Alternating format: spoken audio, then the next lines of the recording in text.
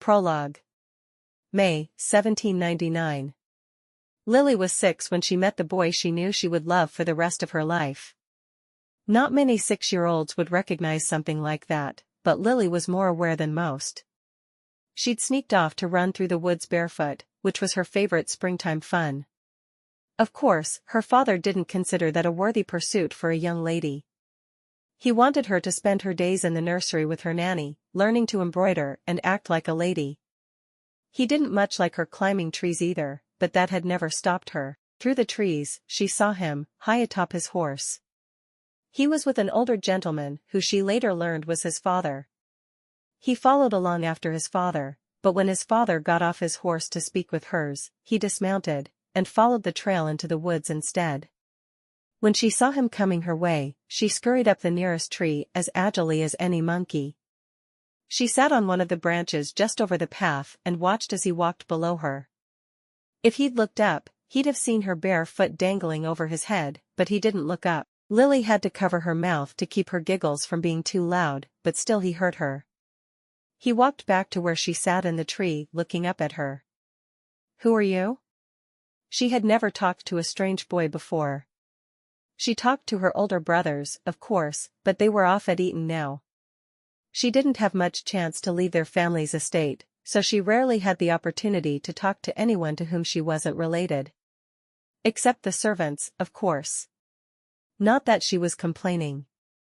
She loved the area surrounding her home.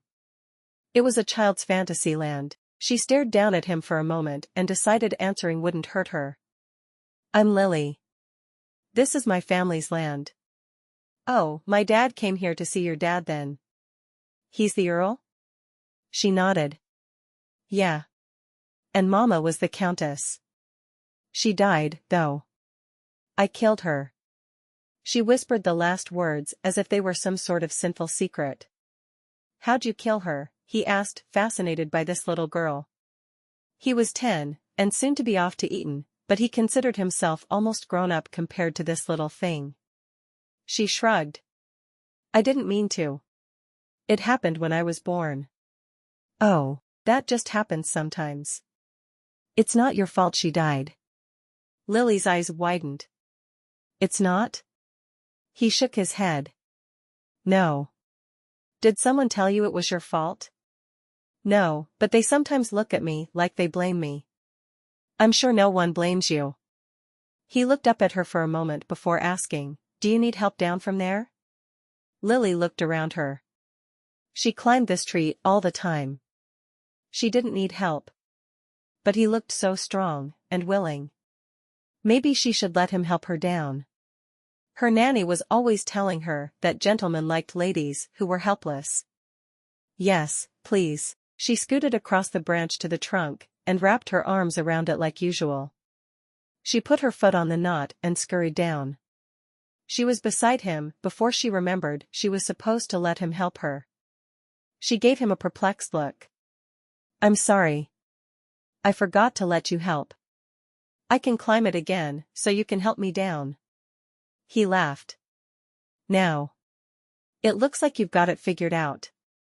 He started walking deeper into the woods. "How come you're not up in the nursery?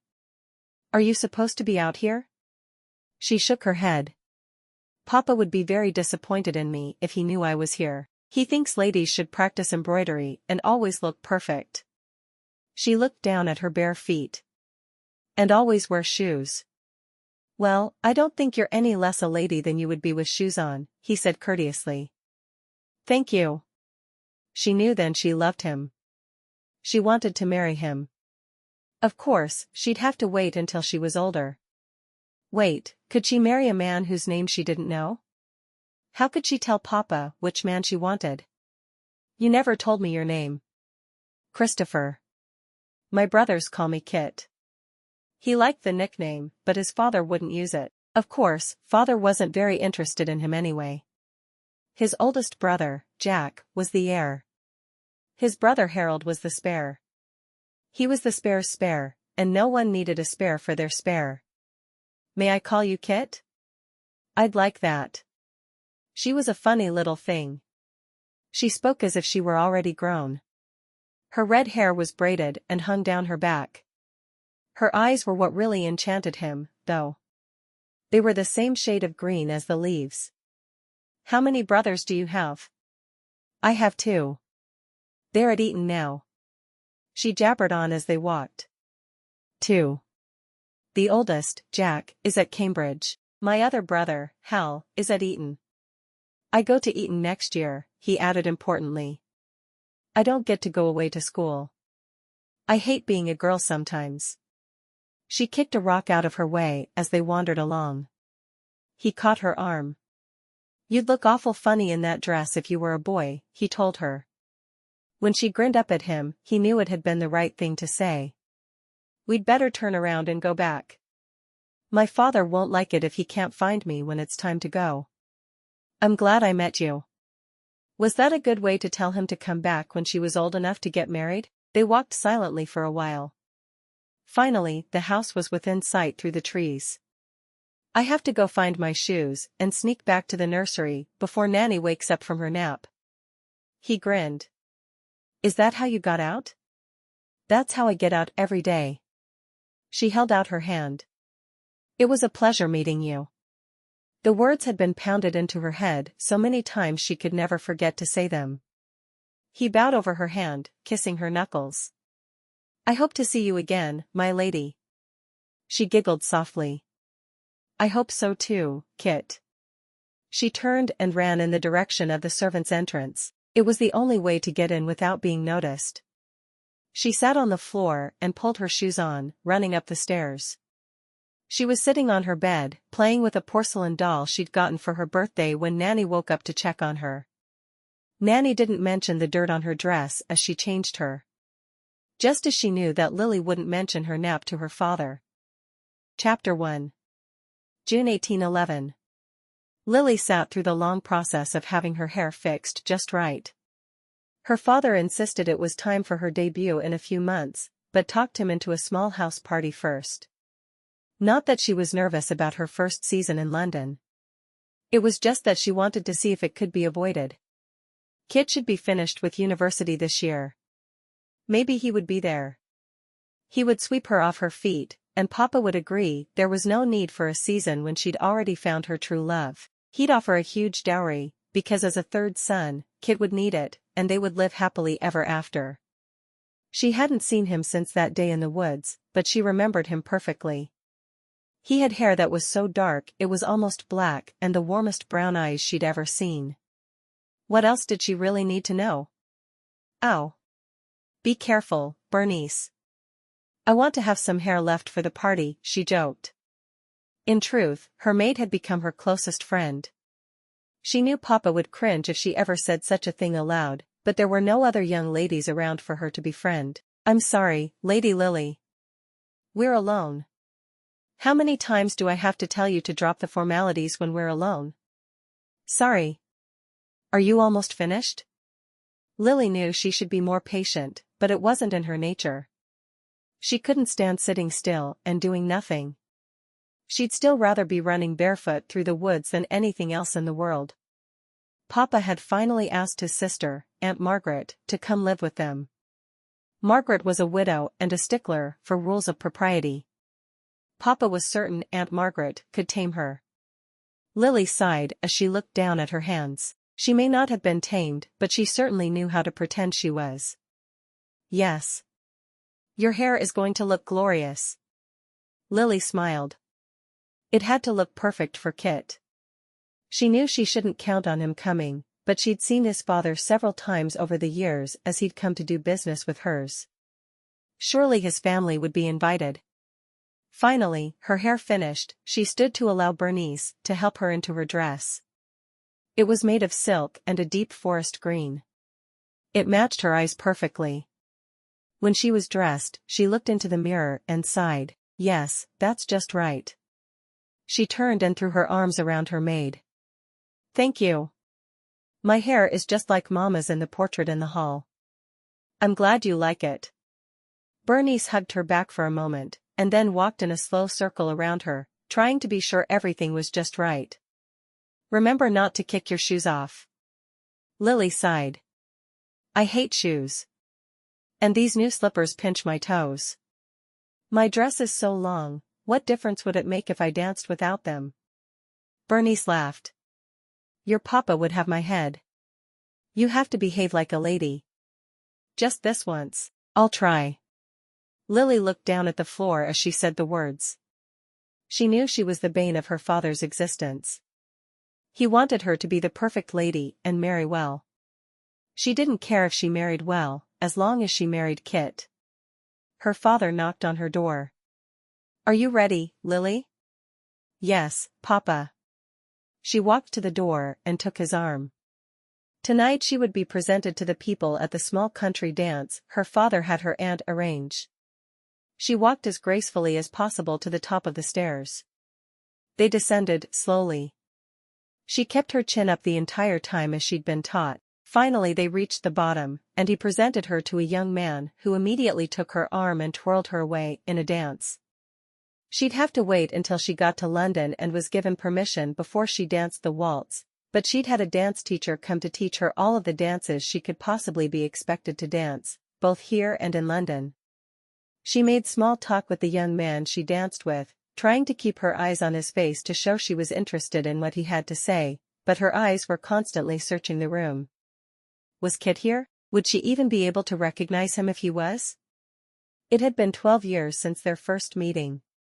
Surely, he would have changed in that time. She knew she had. She curtsied politely at the end of the dance and the young man returned her to her father. She thanked him sweetly for the dance. Her father then presented her to the man she knew was Kit's father. Lily, this is the Viscount Burgess. She smiled. Were his sons with him?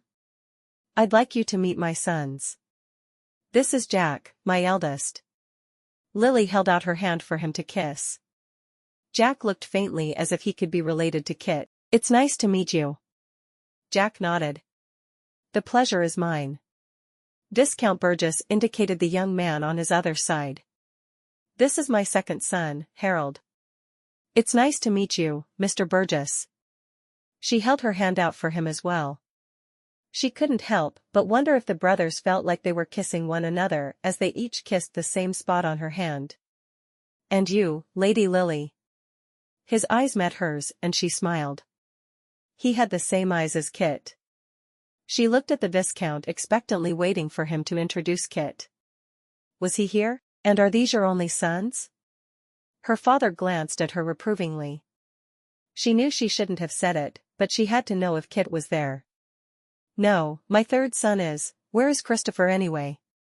He turned to his eldest son to ask that. He's standing right behind you, father. Jack gestured to the young man behind him. Ah, yes. Here we are. My third son, Christopher. Lily raised her eyes expectantly. Did he remember her? She held her hand out to the man in question. Lady Lily. It's wonderful to meet you. His eyes danced as he brought her fingers to his lips. Would you care to dance? Lily smiled. I'd love to. He looked older, of course, but the laughter was still there in his chocolate eyes. She gripped the muscle of his arm through his black jacket, and knew she was holding him too tightly, but she didn't care. She was keeping this man. I hoped you'd come, she whispered just loudly enough for him to hear. He smiled. I wouldn't have stayed away. I wasn't sure you'd remember me. He paused for a moment. You were very young the first time we met. How could I forget you, Kit? She paused for a moment, knowing that she should be making polite conversation when all she wanted to do was beg him to ask her father for her hand. Are you finished with your studies now? Finally. I won't say I didn't enjoy them, because I did, but I'm happy to be finished. What will you do now? She asked. He shrugged. Honestly, I'm not entirely certain. I do hope to marry, though. He stared deep into her eyes as he said those words. Soon. She smiled. Do you have a bride picked out then? She only wanted one answer, of course. If he gave any other, she may very well throw a temper tantrum right there on the dance floor.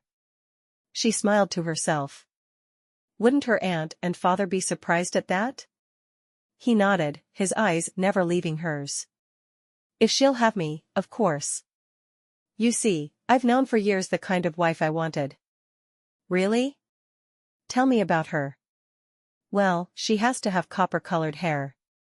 And forest green eyes. And, this is the most important part. He leaned forward as if he were imparting a secret. She felt herself drawn to him as if by a magnet. She leaned in for the last part. What? She must hate to wear shoes on warm spring days, he whispered. She laughed aloud. I tried to convince my aunt that I would be a more graceful dancer without slippers, and told her that I shouldn't wear them tonight. She flicked up the hem of her gown to show him the slippers that peeked out from under.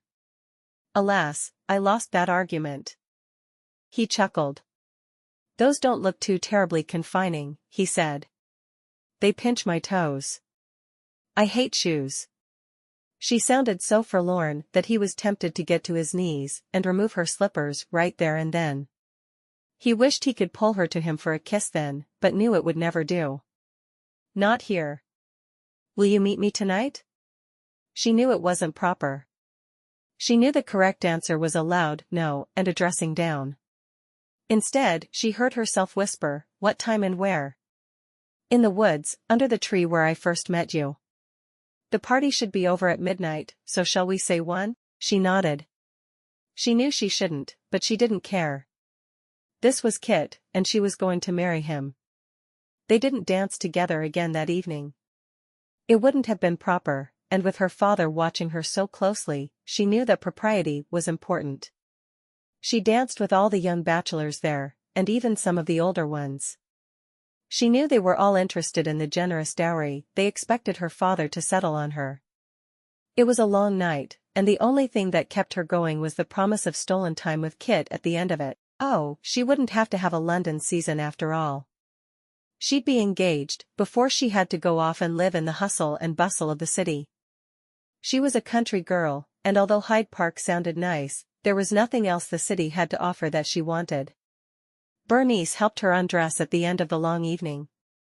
She had already picked out a day dress in her mind that she would wear when she sneaked out to meet Kit. Bernice left her all tucked up in her bed, feigning sleep. As much as she trusted Bernice, Lily knew her friend was paid by her father. She couldn't trust her with a secret this big. She couldn't trust anyone with a secret this big. After the door closed behind her maid, Lily counted to 100 slowly. She wanted to be sure she gave her enough time to come back in if she was going to. Finally, she flung the covers back and quickly threw off her nightgown. She flipped through her closet until she found the dress she wanted and slipped it over her head. She'd made sure to choose one that buttoned in the front so she wouldn't need help. She was halfway down the back stairs when she realized that she'd forgotten her shoes. She still wore them as seldom as she could get away with. She laughed. Kit wouldn't mind. She walked quickly across the lawn and spotted him under the tree he had designated as their meeting place. As soon as she saw him, she slowed her walk, watching him as he stood under the tree, waiting for her. His focus was on the tree limb above him, so he didn't see her as she approached. With her bare feet, she made no sound. Finally, she was close enough to touch him and did just that. Her hand reached out to his arm and gave it a light squeeze. He turned to her with a smile, taking her hand and pulling her deeper into the woods. Finally, he stopped and turned to her, setting down the lantern he'd carried with him. When was the last time you climbed that tree? He asked, nodding in the direction they'd come from. She shrugged. Last week, I think, she answered honestly. She smiled up at him sweetly. I've outgrown climbing trees in my old age. He pulled her into his arms slowly, his head lowering to hers. It was her first kiss, and she was eager for it. She pressed her lips to his and wrapped her arms around his shoulders. Open your mouth, he whispered against her lips. She gasped in surprise at his words, but it was enough. His head swooped down again and his tongue found entrance. His hands pulled her close against him, and she felt a jolt of surprise. Was it okay to kiss this way? Surely not. Her aunt had told her to let no man kiss her until after she was married, and then only her husband. Her aunt had set herself up as the moral gauge in Lily's life. Lily chose to ignore her whenever possible. After a moment, he trailed his lips to her ear, whispering softly, "I want you to be my wife." She clung to his shoulder tightly. "Talk to my father." She knew her father would accept Kit. He was a gentleman after all. And her father wanted her to be happy. Do you think he'd accept? Me being a third son and all? He had no clue how he'd support a wife, but he didn't care. He had some money, and they could live with his family for a time. Whatever it took, as long as he had this woman by his side, he knew that life would be good. He hadn't gone to the party planning to marry her. He wondered if she'd even remember him. He'd half expected to meet the pretty little girl from the woods, but in her place was a beautiful woman. He'd deliberately hidden himself behind her father so he could observe her unnoticed. At first, he'd been certain her father had finally managed to crush her impish spirit, which had saddened him for reasons he couldn't explain. Then, he'd had to work to prevent himself from laughing when she demanded to know if his father had presented all of his sons. In truth, his father probably wouldn't have gotten around to introducing him. He was a third son, after all, and not expected to marry well at all. When he'd stepped forward and taken her hand, he'd known that the happy little hoyden who'd been certain she killed her mother still lived in the well-groomed lady. He knew then, without a shadow of a doubt, that he wanted to marry the lady and raise many more wild little girls who would know their own minds and hate being locked up in the nursery. After a moment, when she hadn't answered, he asked again. "Will your father skewer me alive for daring to ask for his precious daughter's hand?" She laughed. "I think he'll be happy to be rid of me. As long as I'm not marrying the stable lad, of course." He'd actually probably be relieved that he was able to get her married off so easily. He looked grim in the moonlight shining through the branches of the trees overhead. "I'm not the stable lad, but I am a third son. I don't have a title to offer you." She shrugged, truly not caring what he had or who he was. As far as she was concerned, he was Kit and that was good enough for her. They could live in a tree house, for all she cared. She'd probably even like it, she thought with a grin. "I don't care one whit about a title. I just want a man who will love me for who I am. That, I will do." He kissed her one last time, and then picked up the lantern. "We need to get you back up to the manor. We don't want anyone to notice you're missing." She sighed. "I would rather spend the entire night out here with you." She could picture them sleeping on a blanket under the stars. His arms would stay wrapped around her all night long. He would have liked that as well, but for reasons other than what she was thinking. "Soon, we'll be able to do that. I'll talk to your father soon." He smiled down at her, trying hard to believe she was interested in marriage to him. She stopped in her tracks. "Please kiss me one more time, so I won't think I'm dreaming."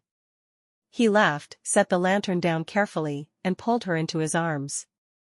"I would never want you to think you were dreaming, love." His lips descended again. This time she needed no coaxing.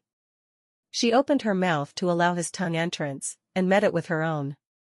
Her hands rubbed his shoulders, through the back of his shirt. When he finally lifted his head, they were both breathing hard.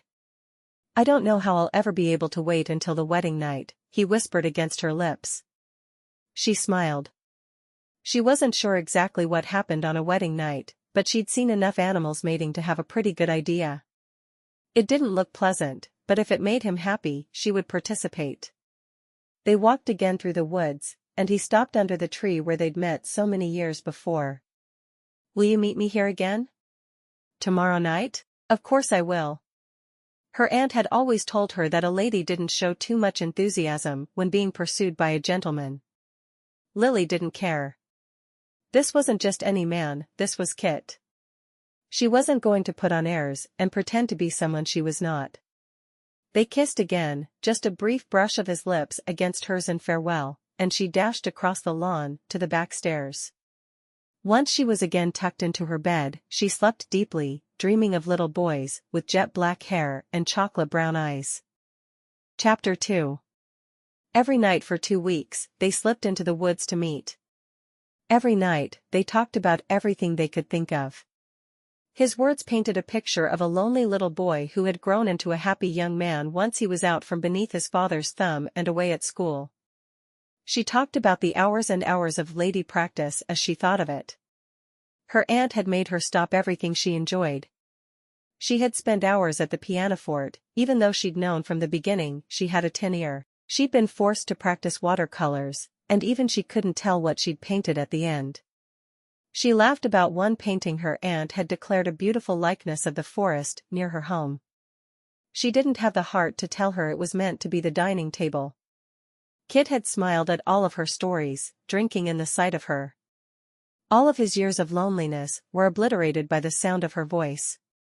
It wasn't her beauty that drew him, although she was beautiful. It was the utter simplicity of her. She had no desire to be anyone she wasn't. She was herself and she was happy. "I'm so glad I've found you," he told her late one night as they walked hand in hand through the trees. "You never lost me," she whispered.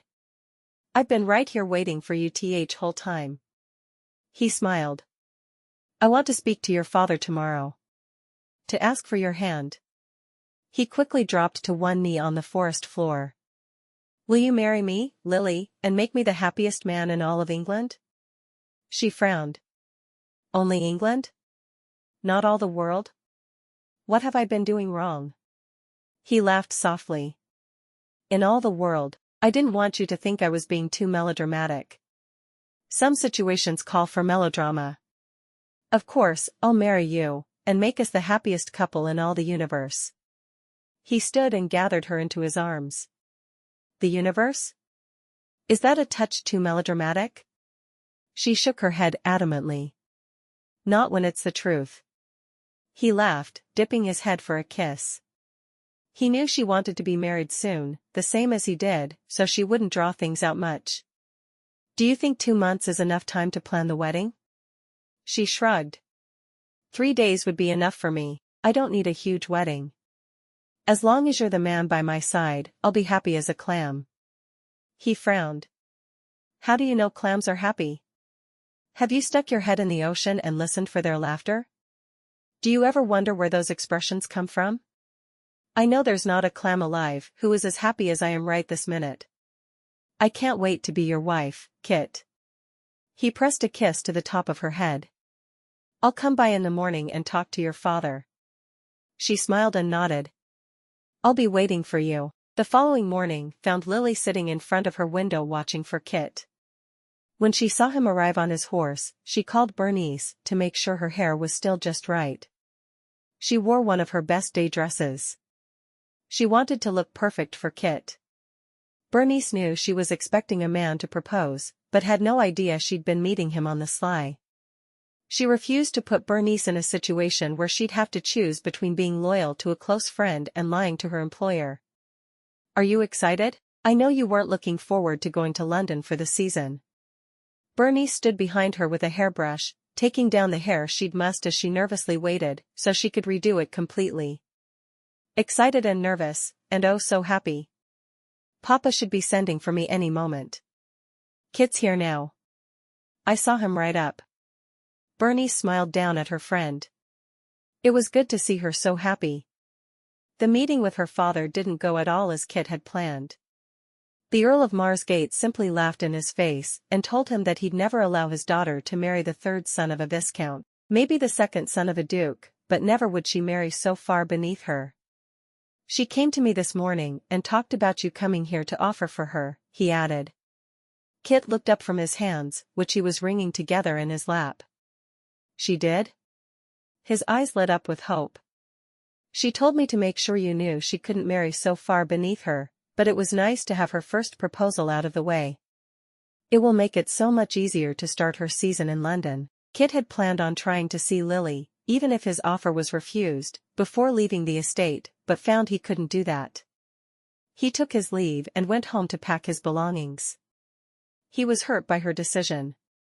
He knew most women would feel that way, but he hadn't expected Lily to change her mind and not even be willing to talk to him about it herself.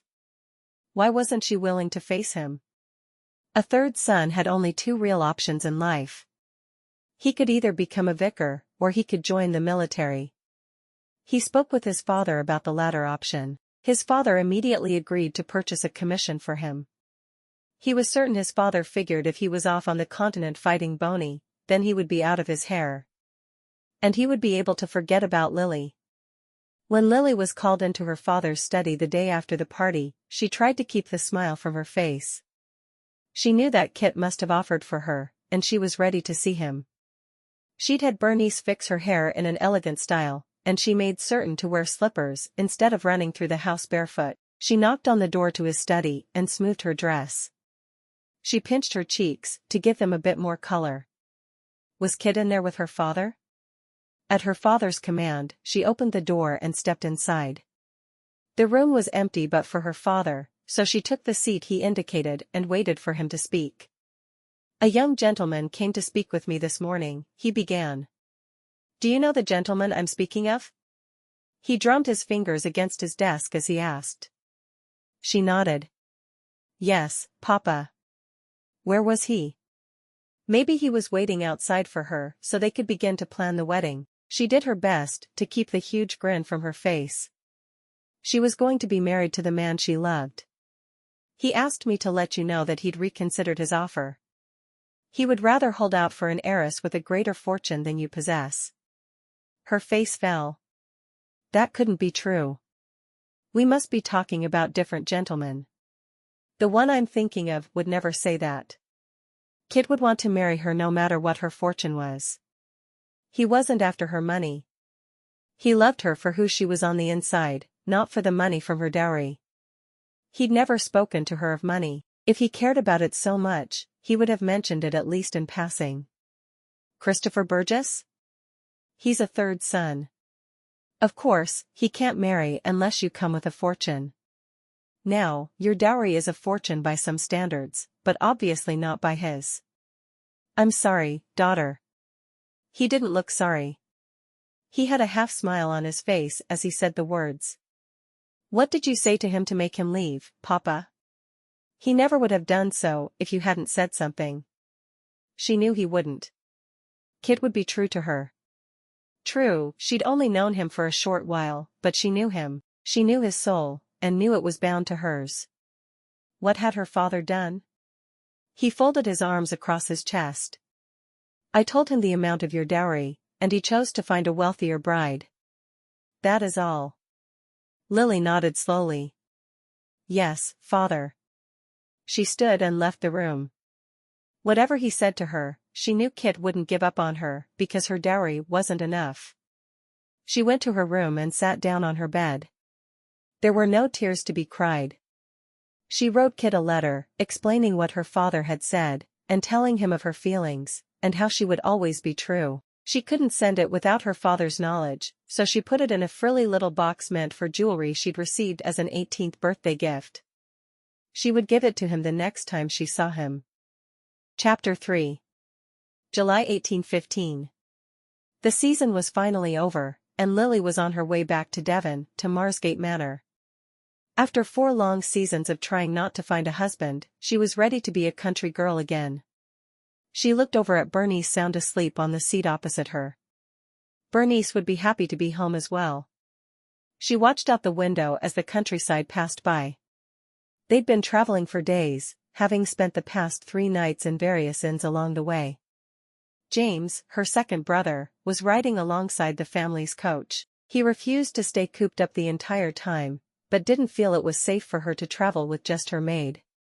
In London, her brothers pretty much left her to her own devices. She lived with her aunt, but as long as Bernice was with her, her aunt ignored her. She made sure she lived the life she should. After their father's death 3.5 years ago, she'd made an arrangement with her eldest brother, Charles, regarding her time spent husband hunting in London. If, after her 4th season, she hadn't found a man she wanted to marry, then she wouldn't have to go back. She was also given the final say in whether or not she'd accept a man. The arrangement was scandalous, according to her aunt, but she didn't care. She'd had more than her share of proposals, but none had been Kit, so she'd had her brother turn down each and every one of them. She would marry Kit, or she'd be a spinster for the rest of her days. In the years they'd been apart, she hadn't heard from Kit even once. She wasn't sure what her father had said to him when he'd come to propose, but she was more than willing to work through whatever issues there could be between them. She missed him every day, and would wait for him forever if she needed to. She was on her way home to Marsgate, and this time she was going home for good. She would no longer have to spend half the year in London. Instead, she could stay in the country where she belonged. Until Charles chose a wife of his own, she would play hostess for him. It was a good arrangement for them both. Charles was already 30, and was neglecting his duty to the family by not choosing a wife, but he just wasn't interested yet. When he was in London, he spent his time in parliamentary pursuits, instead of looking for a bride. He wasn't yet ready to marry, and he was going to wait until he was. Now that father wasn't around to insist they all do as he wanted, they each did as they pleased. The freedom Lily had when she was in their country home would have caused most mamas of young girls to have a case of the vapors. She looked down at the letter she was writing. She'd written letters to Kit every day since he'd left her life. She kept him apprised of the details of her days, and talked about the way she felt about him. How she knew she'd never marry if he wasn't there. She spoke of how much she missed him, and worried about him.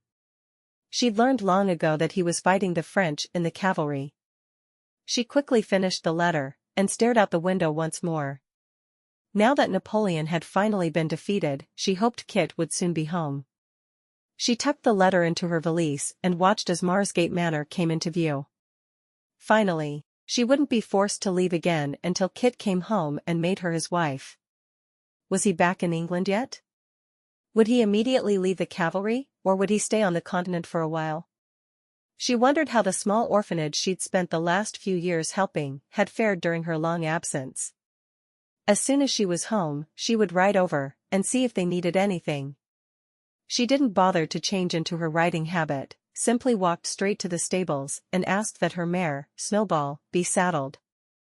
Snowball, a pure white mare, had been a birthday gift for her 10th birthday. She liked to spend several hours a day with the children whenever she was home.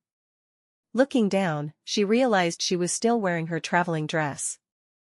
It was of the latest fashion, and something she would usually never consider wearing to help with the orphans, but it didn't matter if it was ruined. She would no longer need her traveling gowns. She was going to spend the rest of her life rusticating in the country.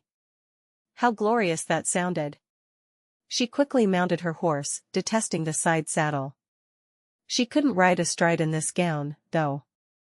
She raced through the trees, finally happy. She was home. The 10-minute ride to the orphanage flew by. She couldn't believe she was actually home to stay. As she neared, she heard a shout go up from some of the children. They raced over to her. She quickly dismounted and spread her arms wide. Many of the children ran to her.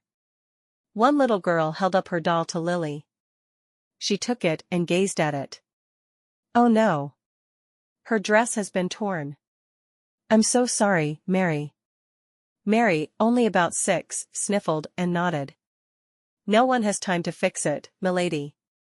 Poor Caroline will grow cold. May I take her home with me tonight? I promised to bring her back first thing in the morning.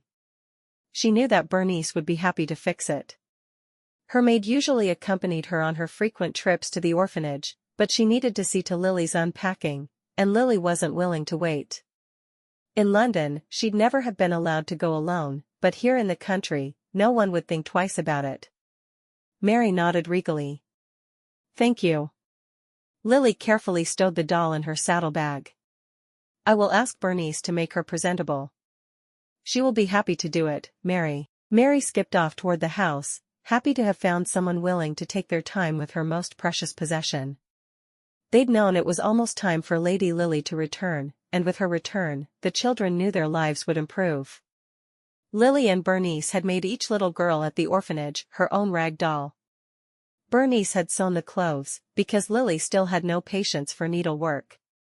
Lily had stuffed each doll and sewn it closed. She had been happy to do something to help the children she loved so much.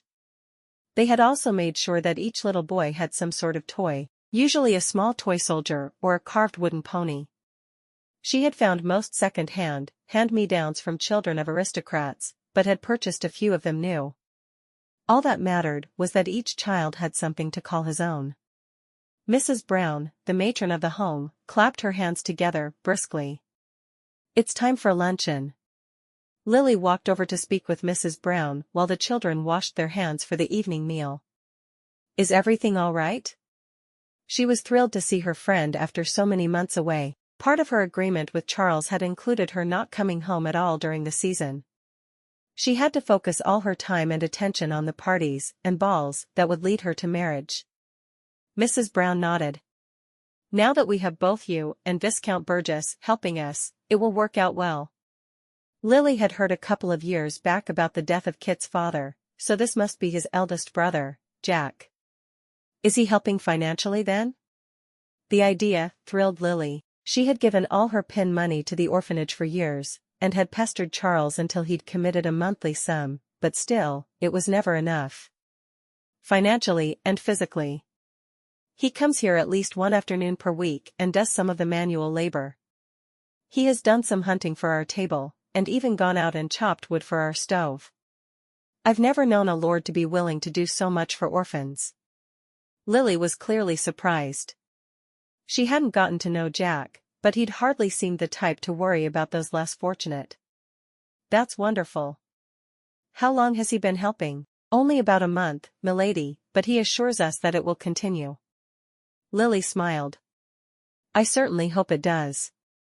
I will be sure to thank him when I see him. I'm glad that your funding has increased. Glad was too mild a word for what she felt. She would do anything to help the orphans, but her brother held the purse strings. It would be wonderful to be able to help more children. More money would open up a whole new level of charity. Mrs. Brown's face lit up. It has increased so much we'll be able to afford the addition we've been needing. We won't have to turn any more children away. Lily frowned. I wasn't aware you'd turned any children away. You should have come to me, and I would have found a way to get more money for you. She would have moved to the servants' quarters and put up 4 or 5 of the children in her room if she'd needed to. I knew you would, but you already give so much of yourself to the children. Both time and money. She studied her face. Are you home for good now? Yes, I am. I gave my brother the 4 seasons I'd promised him. I'll be available to help from now on. Just send someone to the manor, and I'll come. She followed Mrs. Brown into the house and helped serve lunch to the children. When she'd first come to help at the orphanage, Mrs. Brown had protested everything she'd wanted to do to help. She felt a lady was above the menial tasks necessary for the upkeep of the house, but now she took it all in stride. After their lunch, Lily helped Mrs. Brown get the younger children down for their naps. The older girls saw to the cleaning of the large house and the boys toiled in the garden that fed them most of the year. After the children were down for their nap, Lily descended the stairs behind Mrs. Brown, planning to spend a couple of quiet hours helping her darn socks and go through the children's clothing to see what could be salvaged and what couldn't. It was time to start thinking about clothing for the fall and winter months. The children generally went barefoot all through the summer months, but they needed to start now preparing for the long months ahead. Shoes and socks were essential as well as coats.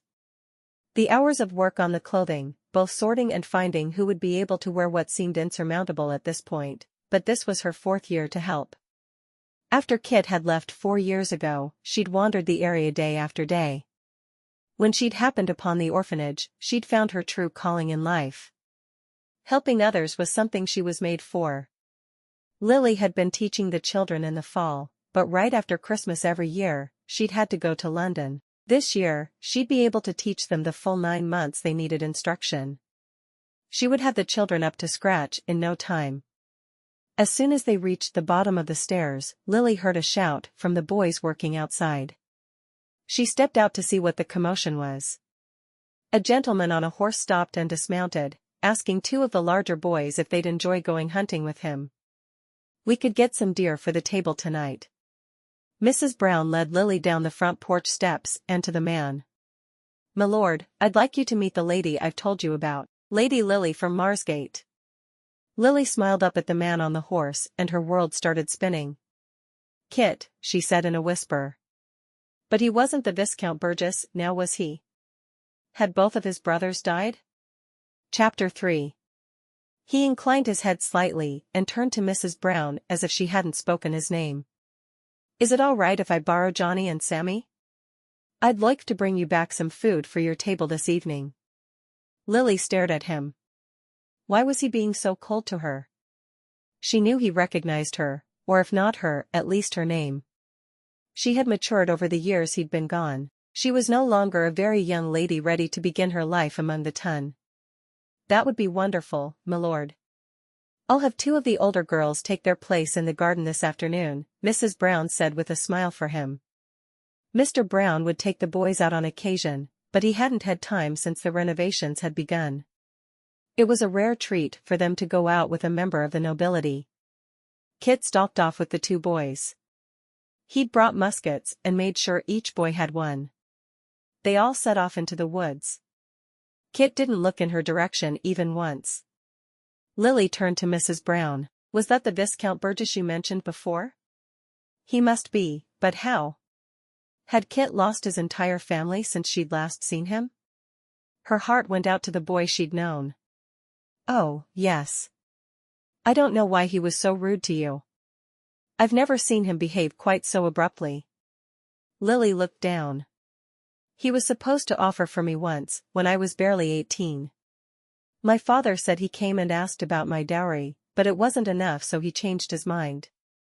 I don't believe Kit would have done such a thing, but I never had a chance to talk to him and tell him that. He left for the war the following day. She paused a moment, looking at her hands as they twisted in front of her. I assumed you meant Kit's older brother was helping. Mrs. Brown touched Lily's shoulder, comfortingly. Normally she would have never dared touch a member of the nobility, but she considered Lily a friend, and knew Lily felt the same about her. You should talk to him. He seems quite alone. Lily nodded. He was a third son. He must have lost his father and both brothers since I last saw him. She didn't know for certain what had happened to Kit in the years they'd been apart, but there was no doubt in her mind he needed her. She'd seen sadness in his eyes during the brief moment he'd allowed them to meet hers. He told me that his eldest brother had died, killed by highwaymen. His second brother was very ill and died shortly after. His second brother died the same day Waterloo was fought. Lily sighed. She hated that Kit had faced so much loss in such a short time. I'll try to talk to him later. She took a deep breath. Let's go through the children's clothes. I brought several outfits that my friend's younger siblings had outgrown from London. They're always happy to share what won't be used again. Mrs. Brown smiled. You have very generous friends. Of course, they'd probably be shocked if they saw our boys and girls wore their fine clothing for chores around the orphanage, but we're happy to take whatever we can. They went inside and began the long task of sorting through the clothes, deciding what was good enough to be mended, and what must go into the rag pile.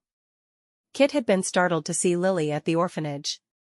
He'd been careful not to listen to any information about her family, wanting to know nothing about her. He'd assumed by what was said the woman helping the orphanage was her older brother's wife. He would have thought Lily would have married long ago. Even after 4 years of war, he'd not been able to close his eyes without seeing her beautiful face in front of him. Her rejection still hurt to this very day. He wasn't happy to see her at all. He would rather go the rest of his days without seeing the lying debutante. No, Johnny. You have to steady the musket with your left hand and shoot with your right, he instructed, showing the lad how to hold the gun. Mrs. Brown won't be happy with me if I stole her workers away and we don't bring home any fresh meat for supper. Maybe he could work something out with her. He would make sure he went to the orphanage on a specific day every week, and she would stay away that day. That would work out nicely for both of them, since he was certain she didn't want to see him any more than he wanted to see her. He'd talk to her after they brought dinner back to the house. Surely she could see they needed him as much as they needed her. The children only got to eat meat when he went out and shot it for them. They simply didn't have the resources for it. He couldn't help but remember all the orphans he'd seen while he'd been fighting. They reminded him so much of himself. Wanted by no one, but tolerated by all. He couldn't take in all the orphans in England, but he could make a difference with these few. Not 2 hours later, he returned to the house with 4 plump pheasants. That would feed them all nicely for tonight, and even for breakfast in the morning. He dreaded having to have a conversation with Lily after the way she'd treated him, but he didn't see a way around it. Mrs. Brown saw them coming and smiled her thanks. That will make a wonderful stew for the children. Thank you, my lord. She took the dead birds from him and immediately set to plucking them for their meal. Kit looked around for Lily. Had she already left? He'd seen her horse as he'd passed by, so probably not. Where could she be? He followed the sound of voices up the stairs and peeked into one of the children's bedrooms. The beds were all lined up against a wall. The older girls were sitting quietly on one of the beds, while Lily described in detail a London ball. The girls hung on her every word. He couldn't believe she would be so thoughtless as to describe something forever out of their reach. He stood and watched as the girls' faces lit up with the story. And did you find a husband there, milady? Will you be marrying and leaving us? A girl of about 14 asked the question. She was a beauty. Her hair was so blonde it was almost white and her eyes were a pure sky blue. Lily shook her head and laughed. No. Do you want to know a secret? She asked, leaning forward. All the girls leaned toward her, nodding. I wasn't really looking for a husband. I just told my brother I was. One of the girls gasped in shock. Why ever not? Don't you want to marry? And have children? Lily sighed. Of course, I do. I want that as much as any other woman. But I found the love of my life and he left me. I don't want any other but him. Kit listened stiffly. So she'd found the love of her life, had she? And he'd left her? Good. It was no more than she deserved after the way she'd treated him. He went back down the stairs to wait for her. They needed to talk about schedules. Tell us about him, milady. How could someone leave someone as good and kind and beautiful as you? Lily shook her head sadly.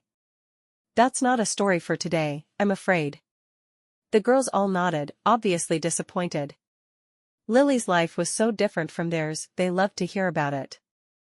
It was almost like having a fairy tale princess who came to visit them on a regular basis. I think I heard the boys come back. We need to go down and help Mrs. Brown prepare supper. The girls all stood and went down the stairs. The blonde who'd been hanging on her every word stopped and touched her dress with one finger. Your dress is the most beautiful I've ever seen, she whispered. Thank you, Megan. Would you like it? We could cut it down for you. I won't be needing it any longer. I'm a country lady again. There's no need for most of my fancy clothes. Megan's whole face lit up. Oh yes, milady. The dress was made of cotton, and a forest green color, so it should wear well for the girl. Lily was happy to share some of her pretty clothes with the young girls. She followed Megan down the stairs to the kitchen. There, she rolled up her sleeves and set the table for dinner. She had helped bake the bread for the meal earlier, and had even spent an hour peeling vegetables for the stew. Kit saw her walk into the kitchen and followed. He stopped short when he saw her with her sleeves rolled up working. He'd expected her to do no more than tell stories to the children. He never thought she would pitch in and do the work. Especially not in the beautiful gown she was wearing. Was she not worried about ruining it? And why would she go to the orphanage in such a gown anyway? To show the children how much above them she was? Once dinner was prepared, both were invited to eat with the children. Kit shook his head. No, I have dinner waiting for me at home. He turned and walked out the door to see to the saddling of his horse. Lily smiled. I appreciate your kind offer, but I must go home. I haven't even seen my eldest brother yet. Mrs. Brown looked shocked. You should have gone to see your brother before coming to us. She waved her hands toward the open door. Go home to your brother. Lily laughed. I knew he fared well during my absence. I saw him in London just 2 weeks ago. I didn't know how you'd done. I needed to see for myself. She rolled her sleeves down, smiling at young Mary, who was standing beside her. I'll be back in the morning with Caroline decently clothed. Mary smiled. Thank you. I shall miss her terribly while she is gone. Lily took those words for what they were.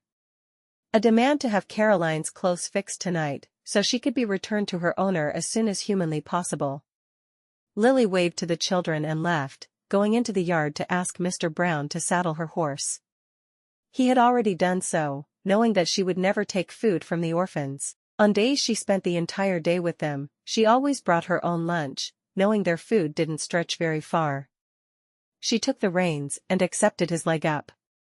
"Thank you, Mr. Brown. I shall see you tomorrow." She smiled down at him from her perch atop the horse. She pulled the reins and guided her horse through the path in the woods toward home, mentally cursing the side saddle. She took the path slowly, happy to be home once again. Every day, while in London, she got up early to ride through Hyde Park. It was the only thing that kept her sane during her time there. She'd had to be trailed by a groom the entire way, but it was better than no time spent in nature at all. She was halfway home when Kit rode up beside her. "We need to talk, Lily." His voice sounded harsh to her ears. She nodded, slowing her mare even more. "Yes, we do. I missed you. I love you. I'm so glad you're home. I want to set up a schedule for when we go to the orphanage so that we don't keep crossing paths. I'll go on Wednesdays, and you can go whenever you want, as long as it's not a Wednesday," he told her. "I find I can only carve out one day per week for my duties." She stopped her mare entirely at that. "But why? Now that you're home, we can see each other." "I've missed you so much, Kit." She knew the love was there on her face, and she didn't try to hide it. Why would she? He was all she'd ever wanted in this world, and now he was home. Her father was no longer alive to object to their marriage. It was time they were finally together. He laughed. "Now that I have a title, I'm suddenly good enough for you? Is that it?" His warm chocolate-colored eyes seemed to pierce right through her. She sighed. She shook her head. "Of course not. I never cared if you had a title." Her brow furrowed as she said the words. Had that been what her father had said to frighten him away? "Did my father tell you I was holding out for a title?" "As if you don't know." "It's what you told him to tell me." Why was she acting as if she had no clue what had happened between her father and him 4 years ago? "I left because you wanted me to go. I deserved the common decency of you telling me yourself." "No, Kit. Listen to me. It's not what I wanted. I would have married you and lived wherever happily. As long as I could be with you. I love you. My father told me you said my dowry wasn't enough, and told him to tell me you were no longer interested when you heard what it was." She took a deep breath. "I knew it for the lie it was instantly. I knew you wouldn't betray me, Kit. That's a good story. How long have you been working on it? Since you found out my brothers had died and the title was mine now?" She drew in a shocked breath. He really had believed everything her father had said. How could you even think it? "I always knew you'd come back for me. I was certain my father had lied to you in some way to get you to leave me, but I never guessed it was anything so cruel." "I'm sorry he said I wanted a title. I've spent the last 4 years in London trying not to find a husband. My brother and I made an arrangement. I only had to try to find someone for 4 seasons. Now my seasons are over, I'm home for good. I never wanted anyone but you." He snorted. "You've never cared for anyone but yourself." He paused for a moment, trying to calm his temper. He refused to believe what she said was true. If it was, he'd wasted 4 years hating her, and he refused to believe he could have done it. "Will you agree to the Wednesdays?" She shook her head. "No, I won't. I refuse to avoid you, Kit. I want to be around you. I want you in my life. Why would I agree when I've waited 4 long years for you to come home?" She knew she sounded belligerent and she just didn't care. She loved him, and she was going to make him see how happy they could be together if it killed them both. "You don't want to make me angry, Lily." She shrugged. "Why not? You would never hurt me. You love me." Her voice was confident. No matter what her father had done to keep them apart, she knew they were meant for each other. He couldn't hurt her any more than he could hurt the children at the orphanage. He shook his head. Your words killed my love years ago. My father's words bruised your love. It's not dead. It couldn't be. Not if it was as strong as mine. Her gaze met his, challenging him to disagree with her. He wouldn't dignify that with an answer. I'm going back to my house now. Please don't go to the orphanage on Wednesdays. Kit, if you don't love me, why don't you show me? Kiss me, and prove to me you don't still love me. She'd never been so bold with another man. Only Kit brought out that side of her. She'd never even allowed one of the gentlemen in London to kiss her. In her mind and heart she'd belonged to Kit since she was a little girl. He stared at her for a moment. Fine. When I kiss you, and you see I no longer feel anything for you, you'll avoid the orphanage on Wednesdays? She shrugged. She wasn't going to agree to that. If you feel nothing for me, what difference does it make? Why don't you want to see me if you feel nothing? What does it matter? He threw his leg over his horse and dismounted, walking to her and holding his hands up to help her down. Were you always this stubborn? He asked. Absolutely. It's one of my better qualities. She placed her hands on his shoulders and gave him her full weight, completely trusting in him. He grabbed her by the hips and pulled her to him roughly. His mouth lowered to hers. He couldn't stand to listen to her for another minute. Her voice had the same effect on him it had 4 years ago. He couldn't stop thinking of her as it was. Seeing her every week would be the end of him. Her lips parted automatically for his kiss. Her arms would around his back to pull him closer. She pressed her entire body against him, wanting there to be nothing between them. She loved this man, and she wasn't giving up without a fight. She'd been denied so many things she wanted in life, but this was the only thing that truly mattered. She would not be denied Kit's love. He groaned and pulled her even closer, his hands massaging her bottom through her dress and pulling her hips into contact with him. Why did he still want her so badly? It felt as if his life depended on making love with her. He hated her. Didn't he? She tugged his shirt out of his riding breeches and slid her hands against his bare skin. Never had she done anything so brazen, but she didn't care. Her fingers combed through the hair on his chest. Her mouth never losing contact with his. She slowly unbuttoned his shirt, not wanting her access to him to be limited in any way. Once it was undone, she pushed it off and onto the forest floor. She broke the kiss off to trail her lips across his shoulder. She had no clue what she was doing, but she was certain he did. That was all that mattered. His fingers went to the back of her dress, and he unbuttoned it all the way down her back. She wasn't wearing a corset, thank God, so he pushed the dress down around her waist. He pulled her petticoat out of the way and lowered his head to her rigid nipple. He licked it for a second, and then sucked it straight into his mouth.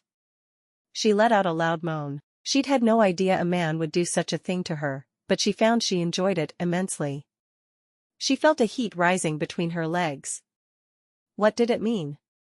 He reached over to his horse and pulled the blanket out of his saddlebag.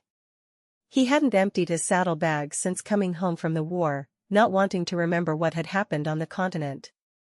He spread the blanket out onto the ground and lowered Lily onto the blanket, descending on top of her. Is this what you want? He asked against her lips. I want you, Kit. Nothing more and nothing less. She knew what she was doing was wrong. She didn't care. She loved this man, and if this is what it took to convince him her love was forever, then she would have relations with him in the woods. She'd do anything to make sure she kept him with her for the rest of her life. That was good enough for him. His lips pressed to hers again, more demanding and more frantic all at once. He lay between her spread thighs, with her dress and his breeches between them. He knew she'd never been with a man, but at that moment, he didn't care. He rolled to her side for long enough to raise her skirt above her waist and to unfasten his breeches. He moved back over her and settled into the notch between her thighs. This may hurt a bit, he warned her just as he slid inside her. Lily was shocked by the feeling of fullness. She gasped slightly. There was some pain, but compared to the wonder of being one with Kit, it was of no matter. Once he was inside, he held himself still for a moment, waiting for her to grow accustomed to him. Slowly he began moving in and out in the age-old dance of bodies. He watched her face carefully for any signs of pain, and seeing none, he drove them to fulfillment. Her sweet cries filled the air around them. They lay together, limbs entangled for what could have been minutes or hours, Lily didn't know which. She turned to him and kissed his lips. That was beautiful, she whispered. Her hand trailed along his chest. She felt what they'd done together had given her license to do anything she wanted to him. Kit slowly came back to earth, looking over at Lily with her hair spread out all around her, looking even more beautiful than he'd ever seen her. What had he been thinking? He rolled away from her and got dressed, helping her up and fastening the back of her gown for her. Without saying a word, he gave her a leg up onto her horse. You need to go home, Lily. His voice sounded hard and stilted. She smiled. I'll see you tomorrow, then. He gave her a questioning look. No. I won't be going to the orphanage tomorrow. Why did she think he'd be seeing her so soon? Not at the orphanage. When you come over to ask my brother for my hand. She gave him a loving look as she said the words. She could already see their beautiful sons and daughters. He threw back his head and laughed. Is that what this was all about? You really thought you could force me into offering for you? She stared at him in shock. But, you love me. We couldn't have done that together if you hadn't loved me. He really wasn't going to offer for her? She hadn't maneuvered him into sex to get him to ask her to marry him. It was just something that had happened. Physical attraction is called lust, not love. Go home, Lily. She spurred her horse on, the tears blinding her as she rode toward Marsgate Manor. How could she love someone so cold? He wasn't the Kit she loved, but she knew he was still in there. She'd find him if it took her the rest of her life to do so. Kit watched her go, sadness filling his face. He did still love her. She was right about that. How he wished he'd never agreed to touch her. Now he would have these memories tormenting him for the rest of his days. He loved her, but he could never trust her. He mounted his horse and headed home. His mind on the beautiful woman he loved, but would never allow himself to have. Chapter 5. Lily fell into a pattern in the months that followed. She spent every day but Sunday with the orphans as she always had. She was cordial to Kit when he was there, but she never again talked about loving him. Every time she went, Bernice was now with her. Bernice brought her sewing kit and dug into the clothing problem with a vengeance. Lily donated many of her old gowns, and brought the clothing her friends in London had sent home with her. Her days were so full, she never even noticed the changes that were taking place in her body. She ate little, and slept less, but her body was swelling just the same. One early October morning, as Bernice was dressing her to go to the orphanage, Bernice let out a gasp. Are you with child, Lily? Lily automatically shook her head in denial. She couldn't be pregnant. Could she? She thought back to the day in June. I don't think so, she said hesitantly. When had her last cycle been? She counted mentally, staring at Bernice with wide eyes. Bernice shook her head at her. You're thickening through the waist, and I know as well as you do, that you haven't been eating enough to keep a fly alive. Lily, who have you been with? Lily shook her head. It doesn't matter. And it didn't to her. He wouldn't care that she carried his child.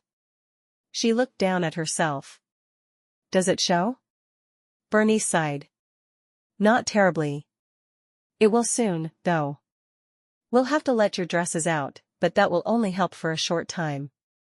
You're going to need to tell your brothers.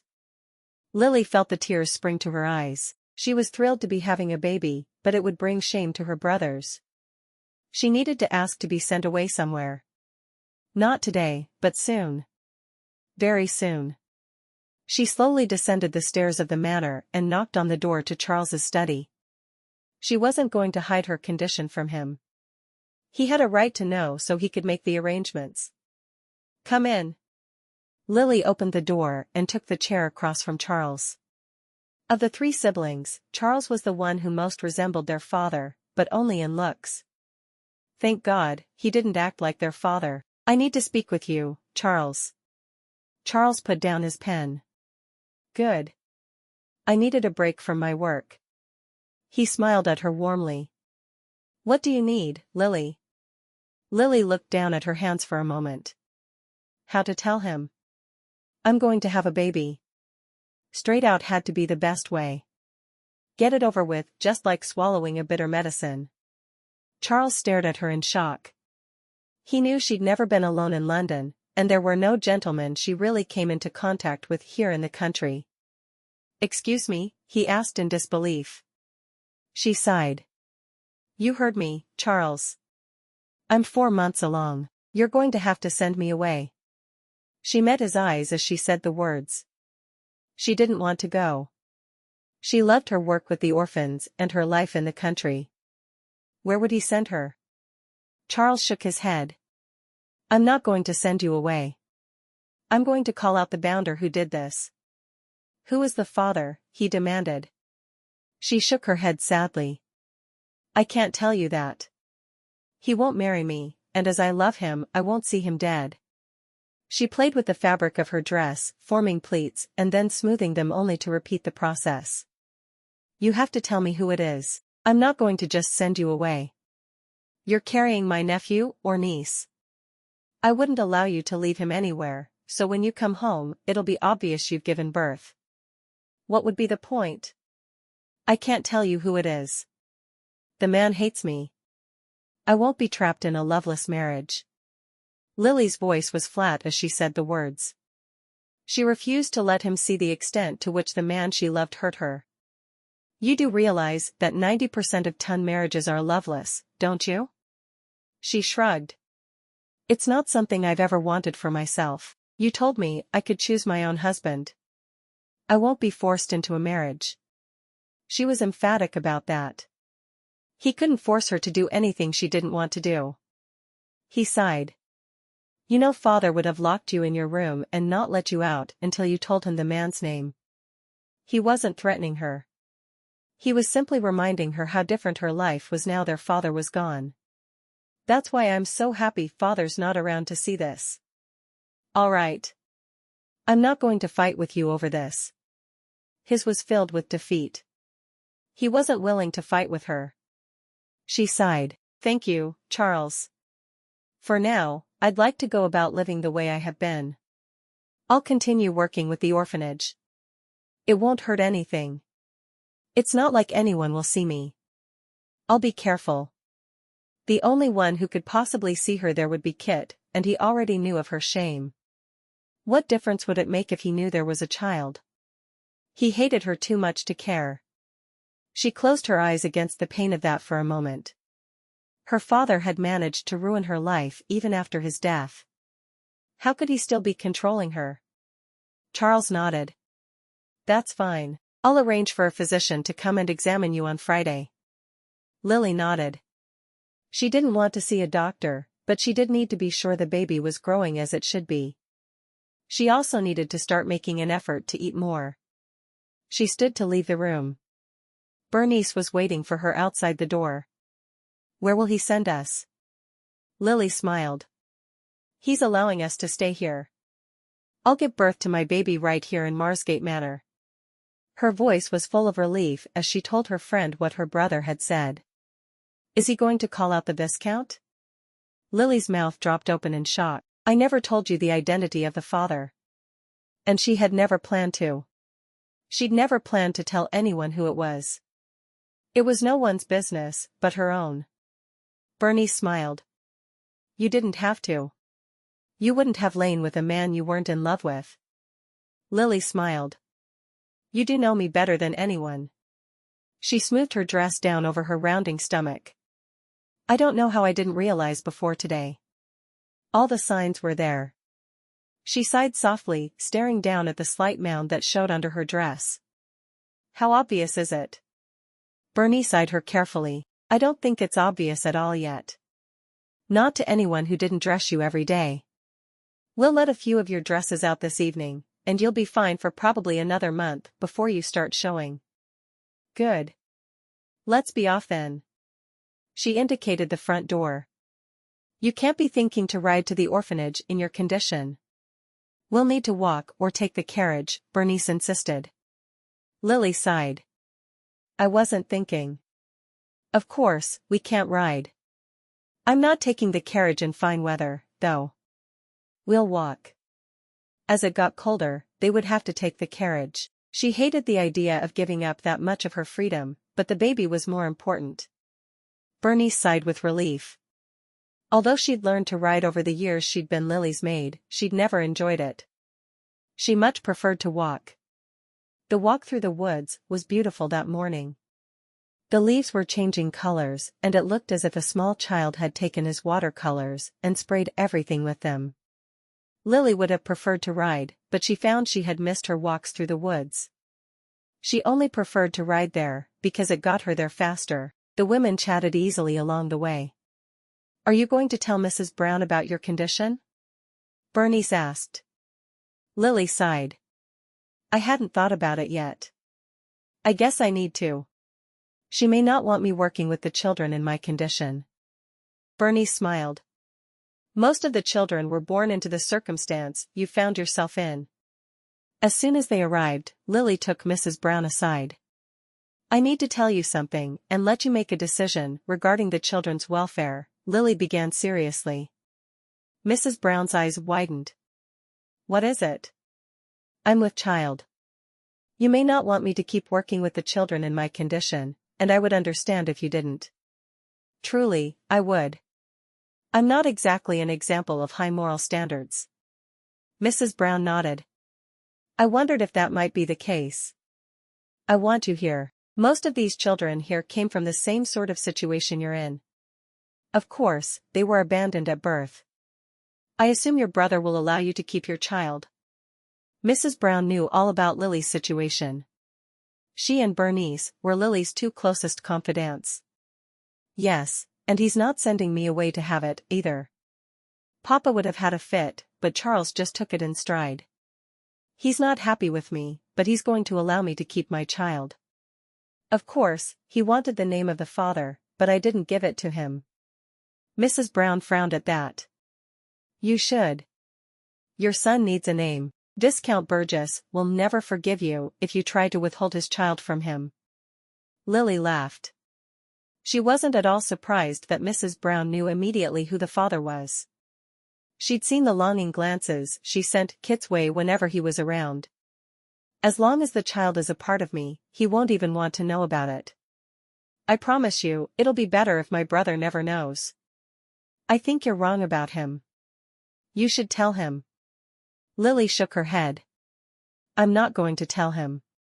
I'm sure he'll see for himself soon enough, because I have no intention of trying to hide it from him. He hasn't made himself open to conversation. Lily rested her hand on the mound that was her growing child. She was still in shock about it being there, but was feeling more protective of it by the moment. This was her baby, and no one would ever take it from her. That day set a pattern for the days to follow. Lily still did her share around the house, but between Mrs. Brown and Bernice, she was forced to take frequent breaks with her feet up. When Lily protested that either of them would keep working while pregnant, they both just shook their heads. You're a lady. You don't have to work. Let us pamper you. Lily had been pampered her entire life. The orphanage was the only place she'd ever been allowed to do any actual work. She didn't want to be pampered. Finally, Bernice sat down with her. Your mother died in childbirth. You need to take better care of yourself than most. I've heard of those things running in families. After that, Lily made sure she followed their rules. She could work for 2 hours, but then had to take a break to sit down. The small children would sit with her and ask to be told a story or read to. She used the time to teach them their alphabet and work on beginning reading with them. All the children became used to the frequent breaks. The older children would find chores to do while the younger children sat with Lily. The school day was an hour longer than it had been, but she found it worked well for all of them. Chapter 6. It was a full month before Kit noticed anything different on his Wednesday visits. He had been careful to stay away from Lily, but he was on the roof, helping to patch a hole, when the older boys climbed to the roof to help. "Why aren't you in school?" he asked. Johnny answered for them all. "It's time for Lady Lily's break. Every 2 hours we do chores for a bit while she rests." Kit raised an eyebrow. Why was Lily resting every 2 hours? She'd never done that before. She'd always worked straight through until lunch, and then after lunch, they worked until they were finished. What was going on? "Is she ill?" he asked. Johnny shrugged. "I don't think so. Just fat." Fat? Lily was anything but fat. She'd always been slender. He promised himself he'd figure out what was going on once he was finished with the roof, not because he was concerned, of course. For the children's sake, he needed to make sure she was all right. It was lunchtime before he was off the roof and able to go into the house. He told Mrs. Brown he had forgotten his lunch, and offered to pay for a portion of the lunch she served the children. It was a lie, of course, but he had to find out what was going on. "You will not pay for a meal. You give us so much. I wish you'd let me provide you with a lunch every day you work here, but you're just as stubborn as Lady Lily is." He smiled at that. She was stubborn. He was glad he wasn't the only one to recognize the negative trait in her. He took his bowl of stew and ate standing up, watching for Lily. He could hear her voice coming from the small parlor where the smaller children played during the day. He knew Lily's maid was usually the one in there with them. Instead, her maid was in the kitchen helping to serve the children, which Lily had done before. He took his bowl and wandered into the parlor. She was fat. Johnny hadn't lied. She was sitting on the sofa with her feet up, her meal resting on her belly. One of the smallest children was beside her eating her meal. Lily smiled down at her. She obviously didn't realize he was there. The little girl was trying her best to imitate Lily's table manners. Lily was giving her encouragement. "Don't forget to wipe your mouth with your napkin." Kit smiled at the picture they made before he remembered he hated her. How could he look at her and feel his insides melt every time? "Good job. Okay. Lunchtime is over. Let's take our bowls back to the kitchen to Mrs. Brown." She set her bowl on the couch beside her and slowly got to her feet. Kit's eyes widened. She wasn't fat. She was pregnant. And she hadn't bothered to tell him. The little girl rushed past with her wooden bowl to the kitchen. It wasn't until she was on her feet that Lily noticed Kit staring at her stomach. She wasn't going to be upset. He was bound to notice eventually. She walked toward the open doorway he was half blocking. "Excuse me." He moved to fully block the door, staring down at her. "You're pregnant," he said, his voice low. "I've been aware of that fact for some time now. If you'll excuse me, I need to put my bowl in the kitchen to be washed." She brought her own lunches, but she had smelled the stew Mrs. Brown had fixed and immediately handed her lunch to Mrs. Brown. "See that someone eats this. I don't want it to go to waste, but I have to have your stew for lunch." Mrs. Brown had chuckled softly. "I was like that when I was carrying my first. It's as if your whole world is consumed by what you want to eat." "When were you going to tell me?" he asked, not moving an inch. She shrugged. "Why would I tell you? You made it very clear that you want nothing to do with me." "I assumed you would want nothing to do with my child either." "I wouldn't if it were only your child." "That's my child, too. You could very well be carrying my heir. Even if it is a boy, he won't be your heir. You'll marry someday, and she'll bear your child. My son will just be your bastard." The words hurt her even as she spoke them, but she didn't care. They were the truth, and there was no point denying them. "Please move aside. I'll get a special license tomorrow. We'll be married on Monday." She laughed bitterly. "I'm not going to be part of a loveless marriage. You hate me. You've made that perfectly clear." "Excuse me, Kit, I need to get into the kitchen." She shoved against his shoulder and he moved out of her way. He stood staring after her for a moment. She really wouldn't marry him? It's all she'd wanted, and now she wanted nothing to do with him? She was carrying his child. He had to think. He had to come up with some sort of plan.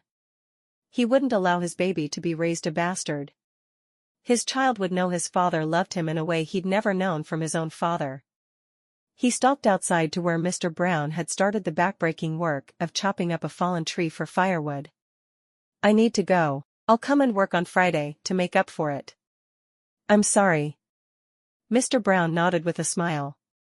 He'd seen the look on Kit's face when Johnny had called Lady Lily fat. Mrs. Brown had kept him apprised of the situation.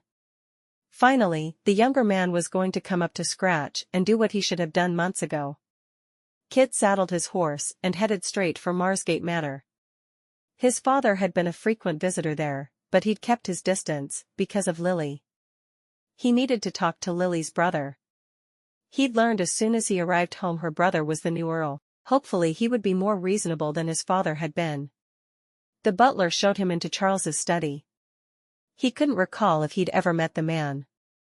His few visits to the manor after he'd come home from Cambridge had been pointed. The first, he'd been so focused on Lily, he could see nothing else. The last, he'd been so blinded by anger, he'd seen nothing else.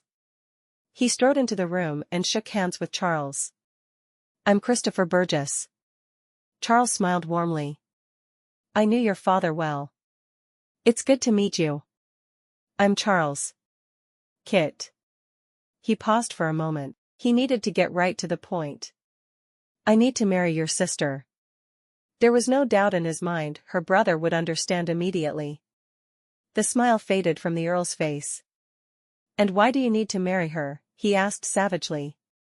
Because I'm the father of the babe she carries, he said bluntly. The fist in his eye caused him to stumble. I want to do the right thing.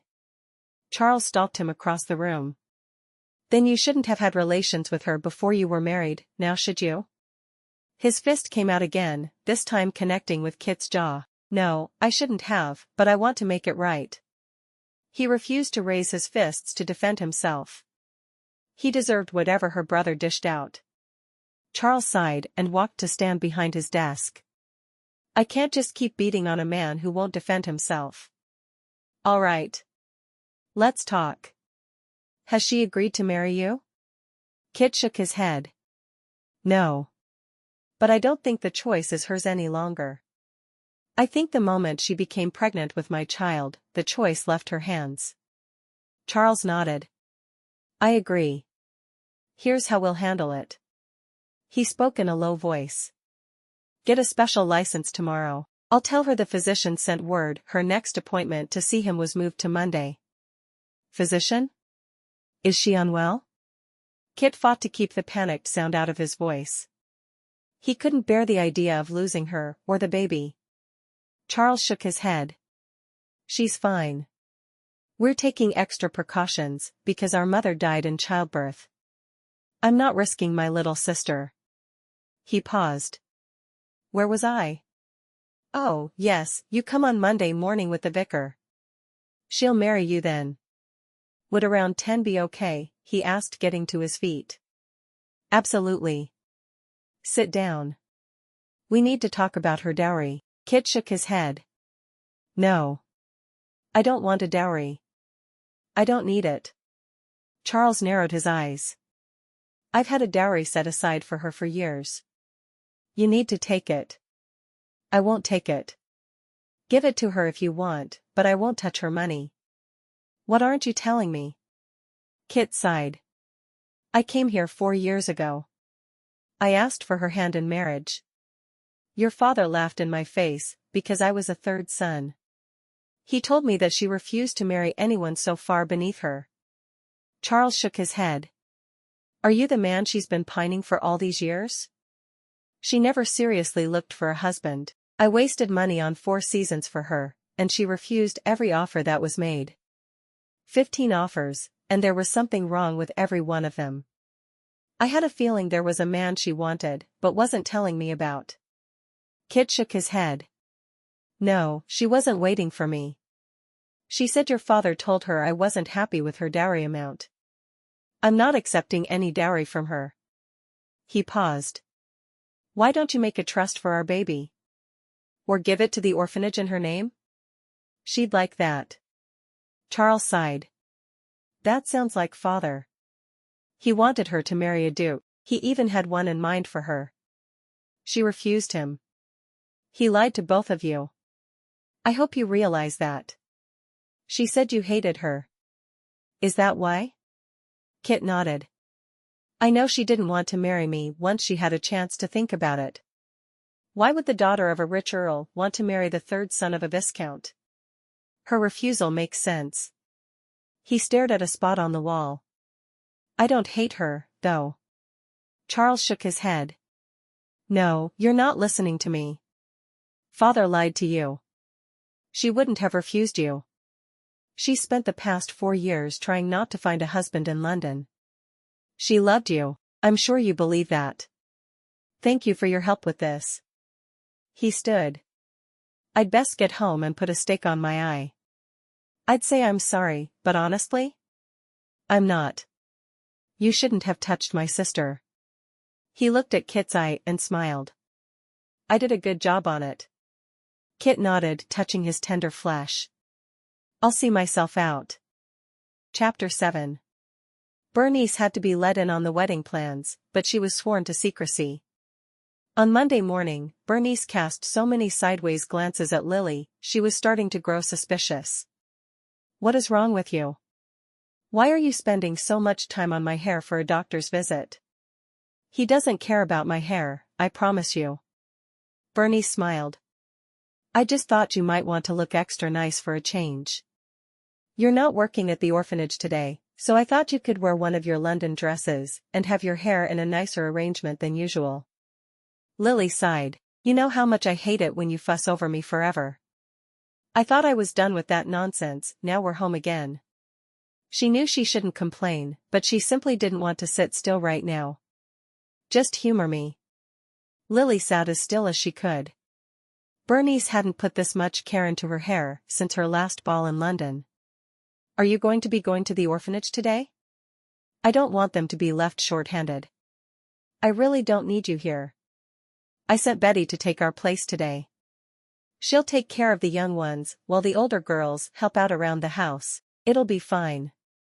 Betty usually went to the orphanage on Sundays while Lily and Bernice were at church. She also helped out while Lily and Bernice were in London for the season.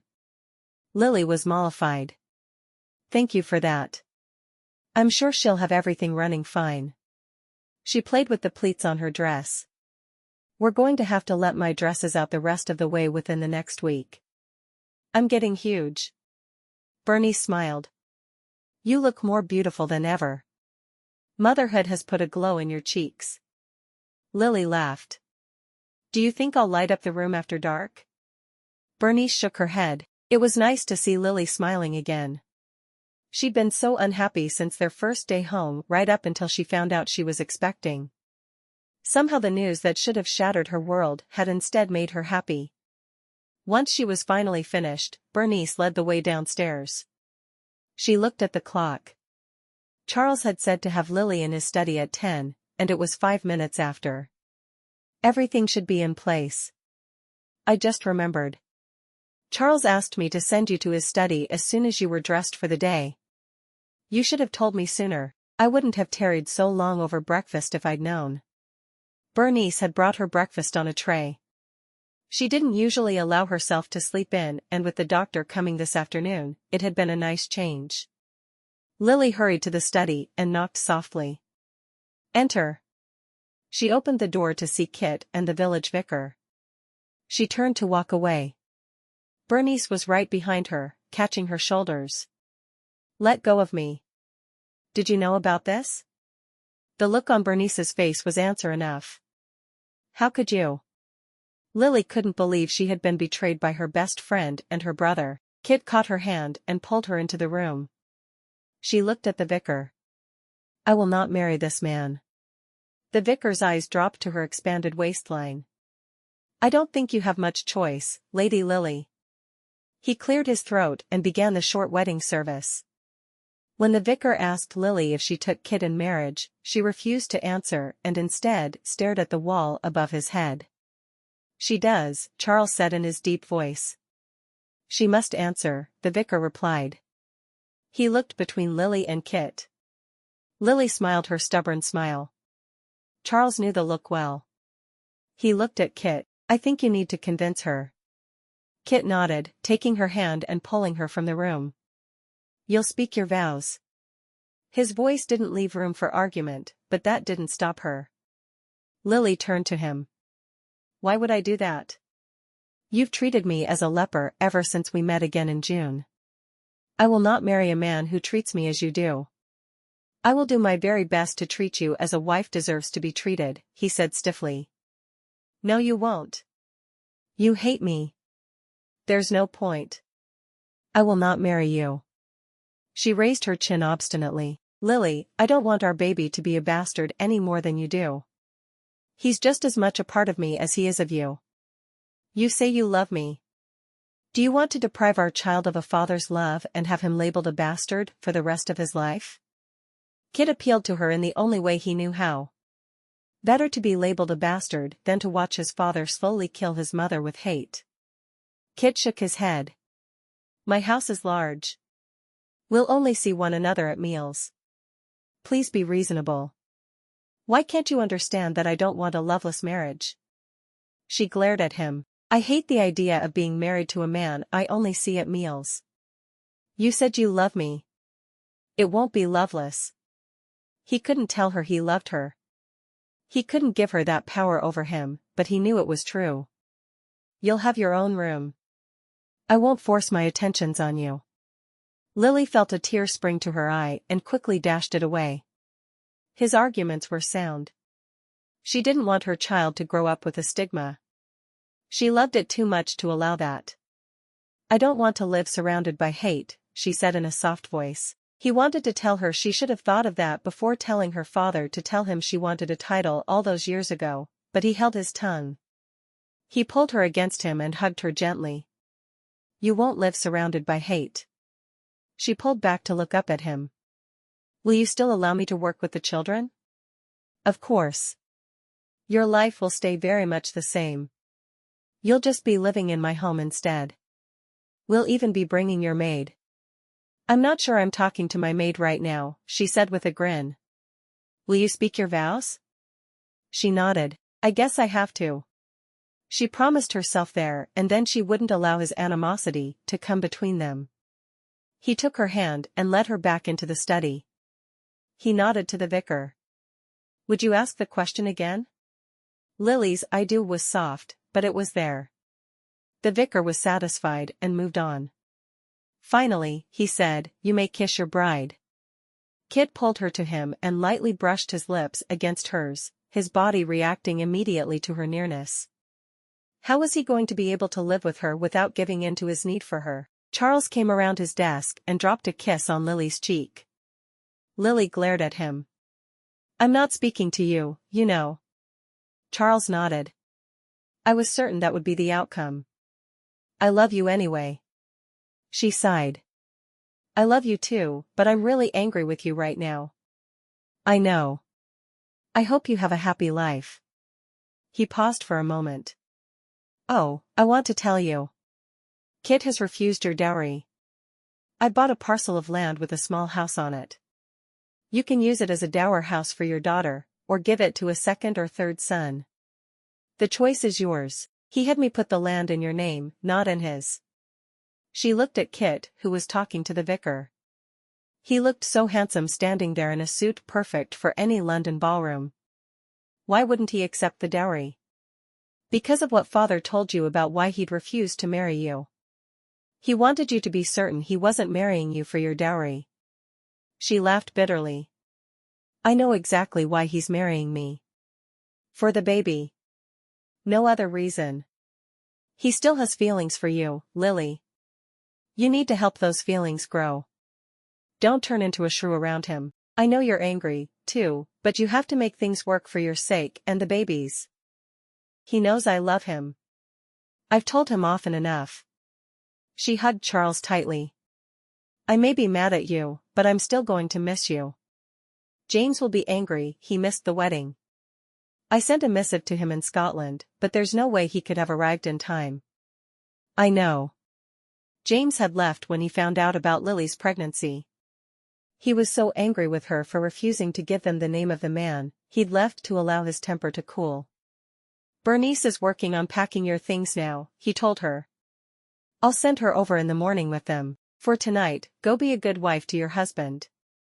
Send her this evening, please. There's no way I'll be able to get out of this dress without her help. Charles grinned. That's what a husband is for, little sister. Go be married. She didn't correct him. Of course, he'd assume she'd be sleeping with her husband. She wasn't going to tell him anything different. She followed Kit outside to his waiting carriage. Your maid gave me an overnight bag for you, and it's already stowed inside. She nodded. I was hoping she'd be coming tonight, but Charles said absolutely not. I told him I needed help out of the dress I'm wearing, but he said helping me undress was your job now. I didn't have the heart to disillusion him. I can unbutton the back of your dress without being overcome with lust for you, he said stiffly. He crossed his arms staring out the window, making it perfectly obvious he had no desire to speak with her. The ride to her new home, Burgess House, only took about 30 minutes. She stared out the windows as they rode, not speaking. Her first glimpse of her new home had her smiling. It wasn't nearly as large as Marsgate Manor, and instead looked very cozy rather than imposing. The gardens were large and well-tended. Kit helped her down from the carriage and picked up her bag. He led her into the foyer. His servants were lined up waiting to be introduced to their new mistress. She'd forgotten about this custom and wished she could forego it. She'd never been one to stand on formality, no matter how her father had wished otherwise. He introduced her first to Stevens, his butler, and then Stevens introduced her to the long line of servants. She knew she'd never remember all their names, so she worked hard to commit the butler and housekeeper's names to memory, and promised herself she'd work to learn the names of the others. Once the introductions were finished, Kit led her up the stairs. He showed her to a large room decorated in warm bright colors. This was my mother's chamber. If there's anything you wish to change about it, just let me know. Lily walked into the room, running her hand along the fuchsia quilt on the bed. I'm sure this will be fine. Thank you. Kit nodded. I don't want anyone to know our marriage isn't a real one. Not even the servants. As far as the world is concerned, we're very much in love and you only have a private chamber because you have trouble sleeping. That's fine. I don't need the whole world to know that my love is one-sided. There won't be any play acting necessary on my part. Do you think you can fool everyone? Sure. I can remember back to the days when I thought you were an honest, decent person. It shouldn't be too hard. He pointed at a door. That door leads to my chamber. If you have need anything from me, knock. He turned on his heel and left the room. Lily sank down into a soft, comfortable chair upholstered in blue off to the side of the room looking around her. It was a large open area with windows and a balcony overlooking the gardens. She could be content here. She sighed. She could be a lot more than content if her husband didn't hate her so much. She stood and walked out onto the balcony. She knew that the huge area of woods she could see out her window led, in one direction, to the orphanage, and in another to her home. Her brother's home, she mentally corrected herself. Marsgate Manor wasn't her home any longer. She rubbed her stomach absently. I hope you appreciate the sacrifices I'm making for you. After a minute, she left her chamber and headed back down the stairs. She needed to at least meet with the housekeeper about menus, didn't she? She asked the first servant she passed where the kitchens were located, and she wandered into them. The cook gave her a surprised look. May I ask where I can find Mrs. Harding? She asked softly. One of the kitchen maids quickly bobbed a curtsy. I'll take you to her. She led her off out of the kitchens. I'm Bess. I'm sure you weren't able to catch all of our names. Lily laughed softly. Not at all. I learned 2 names, and figured I could work on the others from there. Bess smiled at her. I understand. We're all happy to have you here.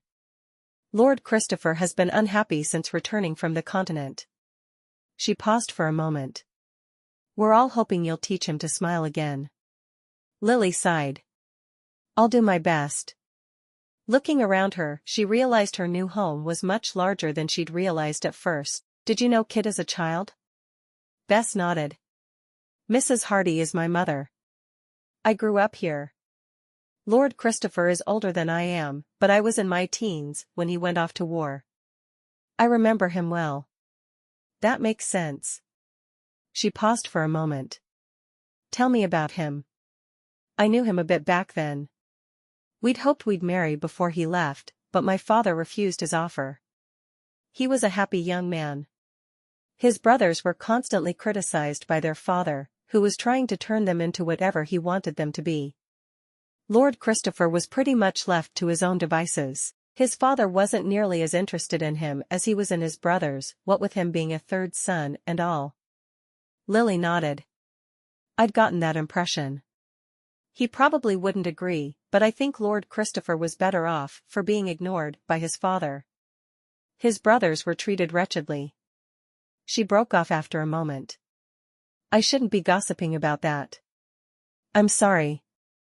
Don't worry about it. It'll be our little secret. Lily was secretly thrilled with the information Bess had shared. It helped her understand Kit a little better. She'd need to understand him if she was going to make him fall in love with her. And she was. A loveless marriage would not work for her. She was done avoiding Kit. He was going to love her again whether he liked it or not. Bess knocked on a door, pushing it open without waiting for a response. Mum? Lady Lily would like to see you.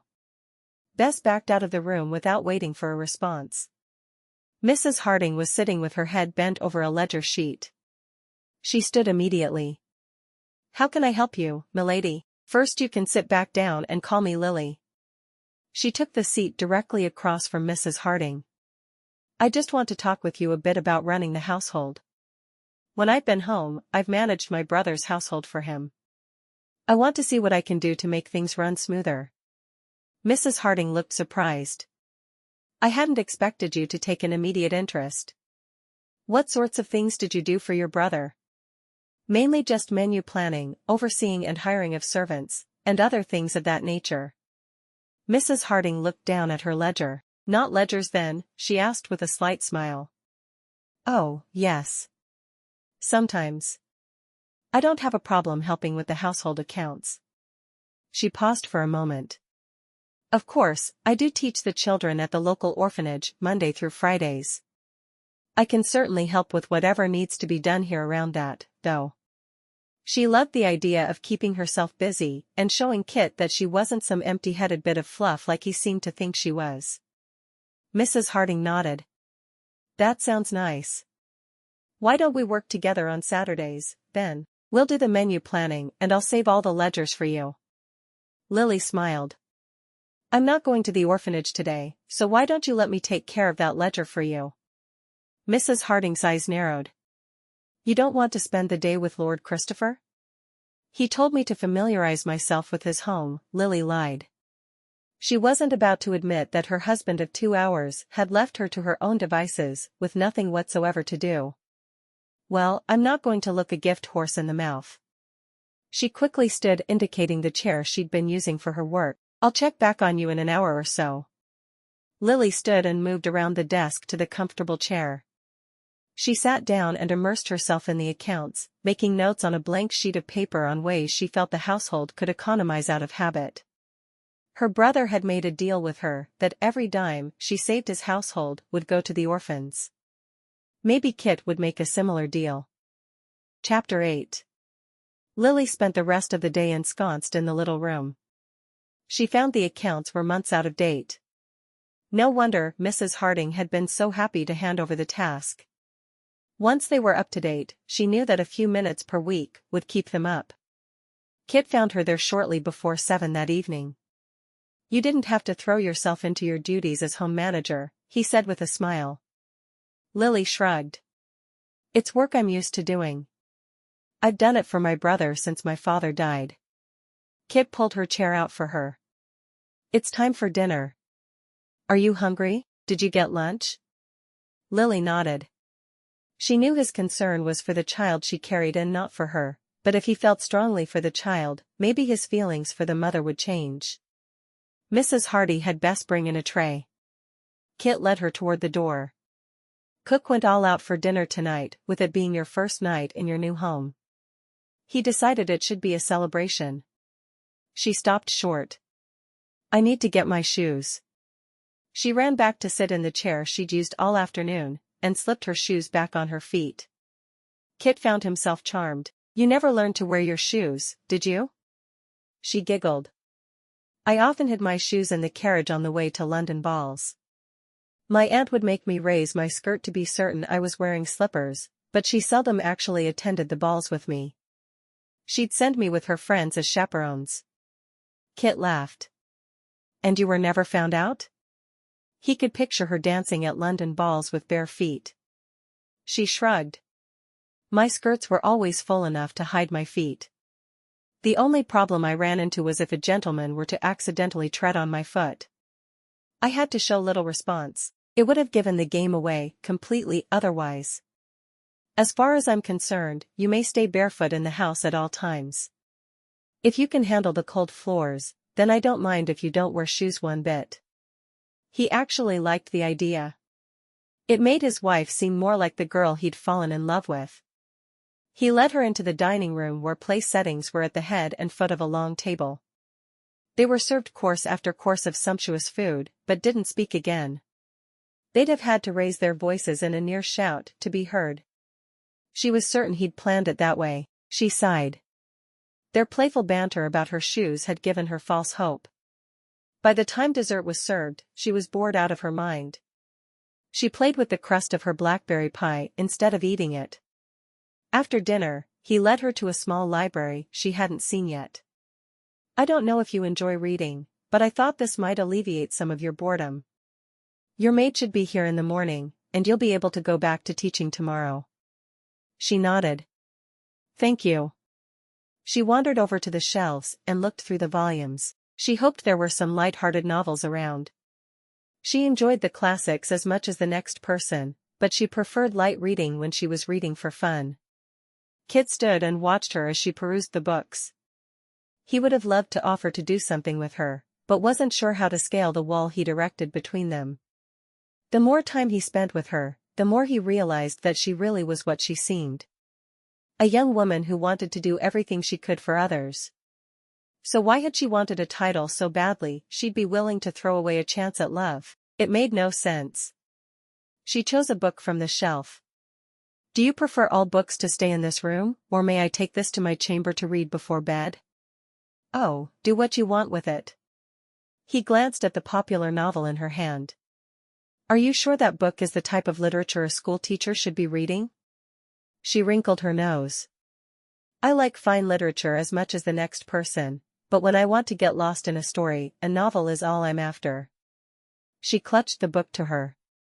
She had no idea how it had come to be on this shelf, but she was thrilled it was here. Perhaps one of the maids had read it and put it on the shelf when she was done. It was a rather new novel, but she couldn't see Kit or either of his brothers being interested in it. He led her up the stairs. Do you want me to help you with your gown now, or are you going to be up for a while? He asked nervously. Why was he suddenly feeling so awkward? She was his wife. It wasn't like they'd never touched before. They had, or they wouldn't be in this situation to begin with. She opened the door to her room and closed it behind him. That would be nice, she said as she laid the book on the bed. I don't normally dress up this much. I couldn't figure out what Bernice was up to this morning. Bernice is your maid? He asked. She turned her back to him, and he swallowed hard as he stared at the long row of buttons lined up down her back. He took a step closer and put his mind to the task, carefully trying to think of anything but the beautiful woman in front of him.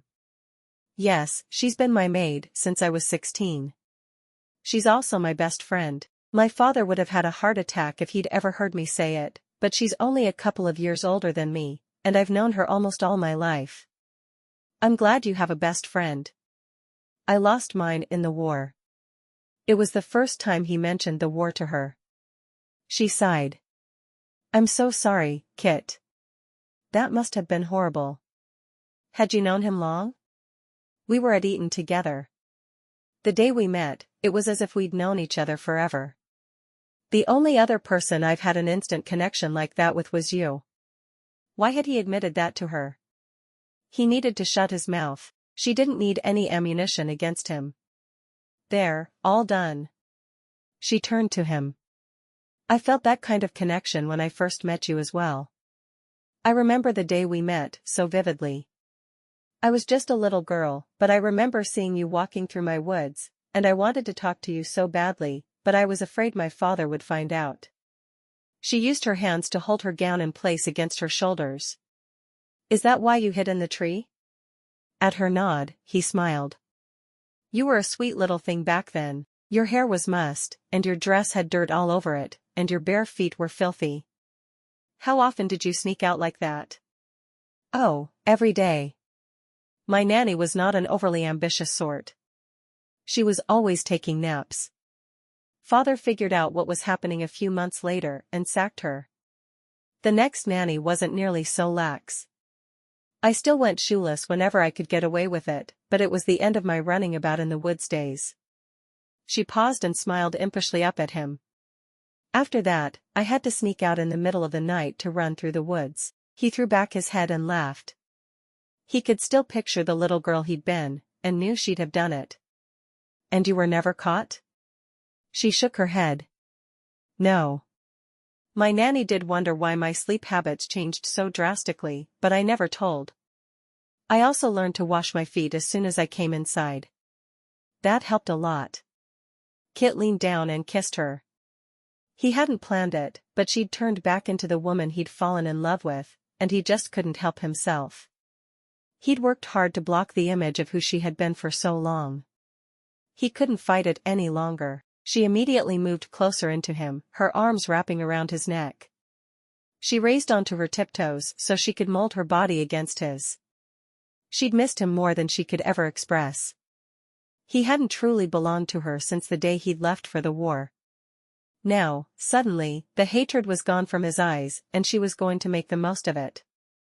She pressed her body tightly to his, glorying in the feel of his mouth on hers. His hands started roaming over her bare back, pulling her even more fully into his embrace. Her skin felt like fire everywhere he touched, despite the chill in the room. His lips trailed down to the side of her neck. Oh, Kit. I love you so much. He froze at her words, standing up stiffly. I'm sorry, Lily. I never meant for this to happen. He removed her arms, which were locked around his neck.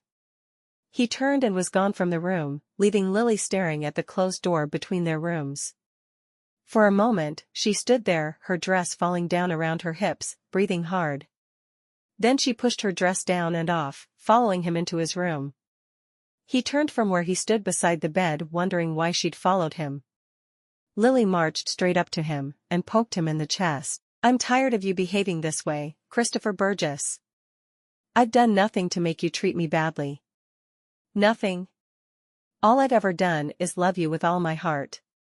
If you can't believe that, then I'm moving back to Marsgate Manor in the morning. I will not be rejected by my husband. You have 10 minutes to make your decision.